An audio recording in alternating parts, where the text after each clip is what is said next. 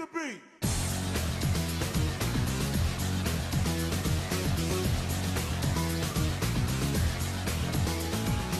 Hello everybody, this is Maxwell McGee here at the EA booth at Gamescom 2011. We're talking with Corey Butler about Star Wars: The Old Republic. Corey, thank you for chatting with us. Oh, my pleasure. It's my pleasure.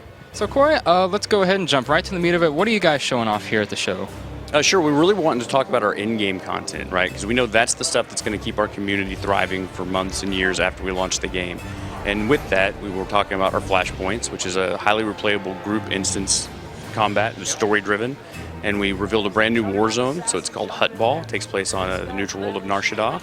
And then we talked about our operations, which is our version of raids, and we did a first ever live demo of one of our operations, the Eternity Vault. Let's go ahead and start with flashpoints. You mentioned during the presentation that these are going to be highly replayable missions. What exactly about them is going to keep players coming back to them over and over again?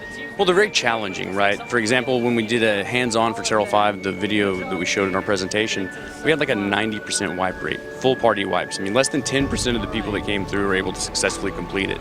So just with that, there's multiple strategies you can take in trying to complete that too. So I think that's what makes them replayable, and there's great rewards. There's good loot that comes out of those. And do they also have a heavy story component? I think I remember you mentioning that. Yeah, absolutely. They're very story-driven.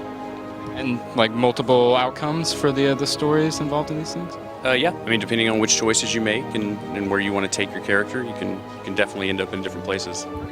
And then let's jump over to Huttball. Could you give us just a quick overview of what that's all about? Because I know I saw it and it looks completely insane. It's a blast. It's a brutal spectator sport. Like I said, it takes place on the neutral world of Nar Shaddaa, which actually means that we're not always going to be drawing the team lines between Republic versus Empire. We're kind of randomizing teams, so you can actually battle people of your own faction.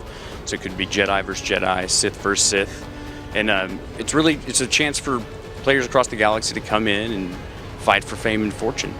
Can you maybe go into a little more detail about what the rules of Huttball are? I know you're supposed to get a ball and take it across a line, but is there a little bit more to it than that? I mean, that's really the gist, right? You take the ball and you want to move it across the field into your opponent's goal zone, right? And there are no rules other than that. The only rule is there are no rules. Right. The only rule is kill as many people as you can on your way to getting the ball across. I mean, you can pass the ball, you can take the ball across yourself, and then the field itself is a virtual death trap. Like there's acid pits, there's fires. I noticed at least one flamethrower pit. Yeah. I mean, that's and there's strategy you can use to bring those into play. Like a lot of the force users, you can use a force pull or a force push to put somebody in an acid pit.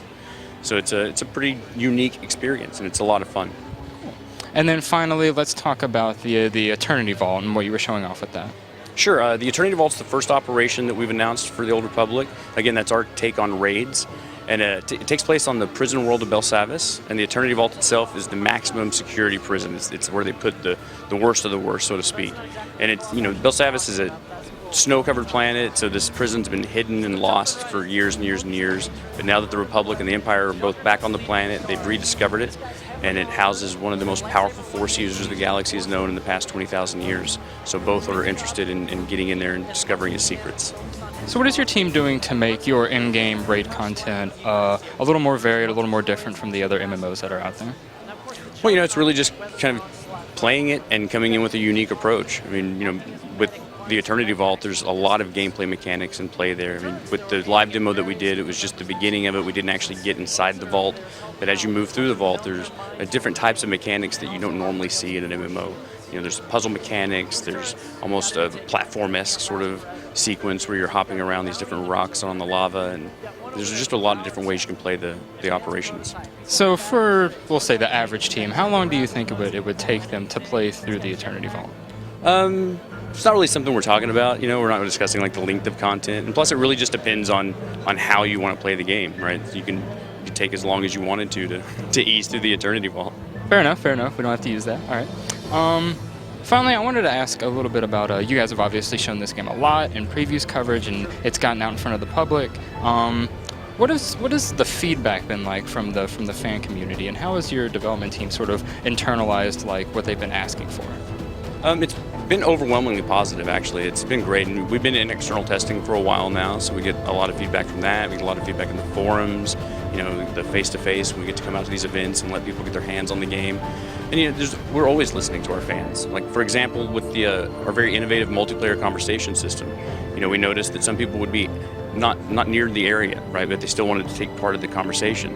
So we came up with the way to hollow call them in. One of our designers put that in, so now even if you're not on the same side of the planet as the rest of your group, and they start a multiplayer conversation that you want to be a part of, you can just hollow call yourself in, and so you'll see your hologram standing right next to them, and you're looking at your device, and you're still being a part of the group.